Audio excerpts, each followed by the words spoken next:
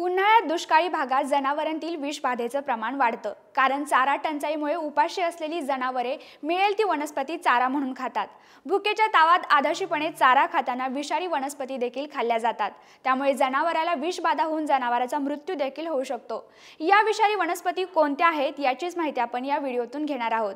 उग्र वासामुळे तसेच चवीला रुचकर नसल्यामुळे जनावरे शक्यतो विषारी वनस्पती खात नाहीत, पण बऱ्याचदा दुष्काळी भागात चारा टंचाईमुळे जनावरे या हिरव्या वनस्पतींकडे आकर्षित होऊन नाईलाजास्तव विषारी वनस्पती खातात, त्यामुळे अशा विषारी वनस्पती खाल्ल्याने जनावरांना विषबाधा होते।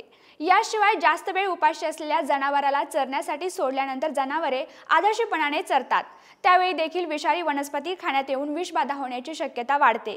विषबाधा टाळण्यासाठी आपल्या परिसरात उगवणाऱ्या विविध प्रकारच्या विषारी वनस्पतींची माहिती आपल्याकडे असायला हवी। आपल्याकडे सहसा कण्हेर, घाणेरी, रुई किंवा रुचकरी, रानमोहरी, धोत्रा, बेशरम या विषारी वनस्पतींचं प्रमाण जास्त आहे। कण्हेर ही वनस्पती आपल्याला माहीतच आहे। या वनस्पतीच्या बिया अत्यंत विषारी असतात। जनावरांनी या वनस्पतीची पाने किंवा बिया जास्त प्रमाणात खाल्ल्यास जनावरांची भूक मंदावणे, पोटात वेदना होणे, हगवण लागणे, आकडी येणे अशी लक्षणे दिसतात। हृदयाचे ठोके कमी होऊन शेवटी जनावराचा मृत्यू देखील होऊ शकतो। रुई किंवा रुचकी विषारी वनस्पतीपैकी दुसरी महत्त्वाची वनस्पती आहे।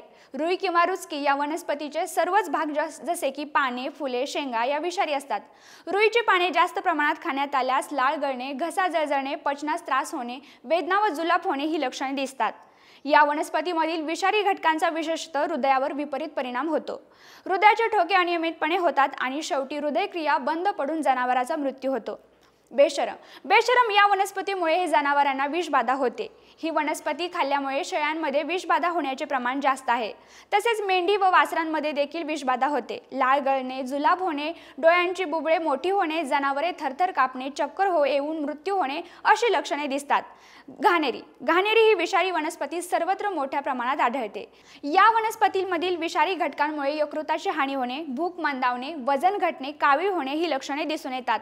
जनावराची त्वचा सूर्यप्रकाशाला संवेदनशील होते।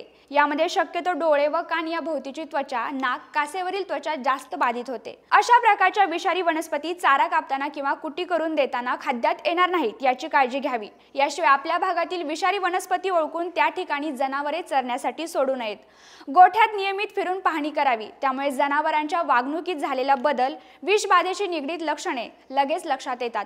अशी काळजी घेतली तर आपल्या जनावराला विषबाधेपासून नक्कीच वाचवता येईल। ही माहिती आवडल्यास जास्तीत जास्त शेतकऱ्यांना शेअर करा आणि हो, ॲग्रोवनला आता सबस्क्राईब करा।